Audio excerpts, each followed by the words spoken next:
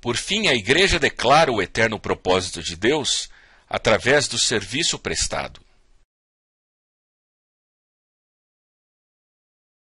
Daniel predisse que no reino dos céus, homens de todas as nações serviriam ao Senhor. O livro de Hebreus, no Novo Testamento, nos ensina que é no reino que servimos a Deus. Veja o que nos fala as Escrituras. Ele recebeu autoridade, glória e o reino. Todos os povos, nações e homens de todas as línguas o adoraram. Seu domínio é um domínio eterno, que não acabará, e seu reino jamais será destruído. Portanto, já que estamos recebendo um reino inabalável, sejamos agradecidos, e assim adoremos a Deus de modo aceitável, com reverência e temor. Desde o primeiro século, os cristãos prestam serviço ao Senhor, trabalhando e rendendo culto.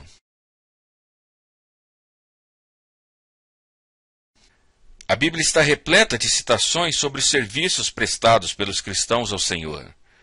Veja o que diz o Evangelho de Mateus, no capítulo 28, verso 1.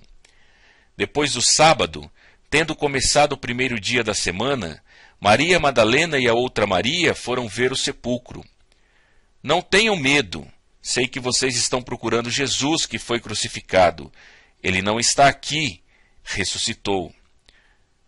Também no livro de Atos, capítulo 20 e verso 7 diz: No primeiro dia da semana, reunindo-nos para partir o pão, Paulo falou ao povo.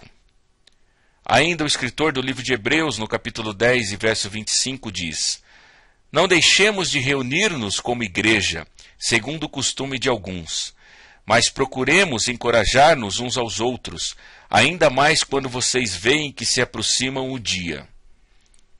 Esses versículos juntos nos mostram que a igreja do Novo Testamento se reunia no primeiro dia da semana, e que este era o costume da igreja. O domingo era o novo dia de culto público, não mais o sábado. No primeiro dia da semana, a igreja celebra a ceia do Senhor. A ceia foi estabelecida pelo próprio Jesus.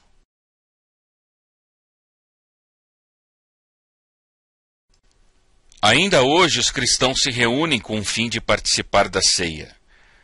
O pão representa o corpo de Cristo e o cálice relembra seu sangue.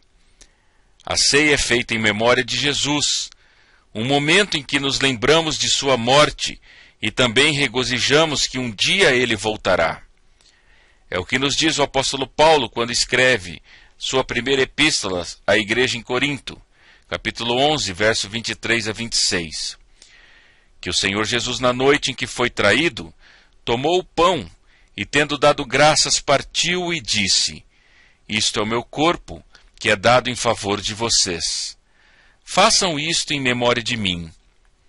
Da mesma forma, depois da ceia, ele tomou o cálice e disse: Este cálice é a nova aliança no meu sangue. Façam isso sempre que o beberem em memória de mim.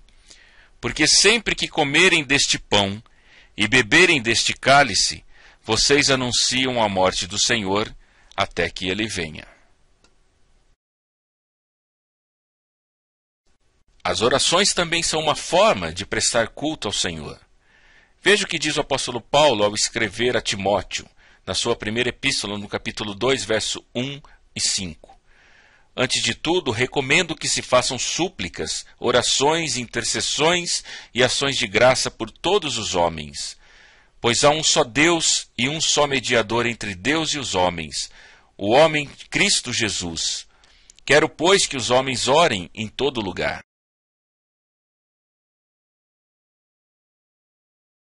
Os hinos fazem parte do serviço prestado ao Senhor. Veja o que diz o apóstolo Paulo à igreja em Éfeso, no capítulo 5, verso 19. Falando entre si com salmos, hinos e cânticos espirituais, cantando e louvando de coração ao Senhor.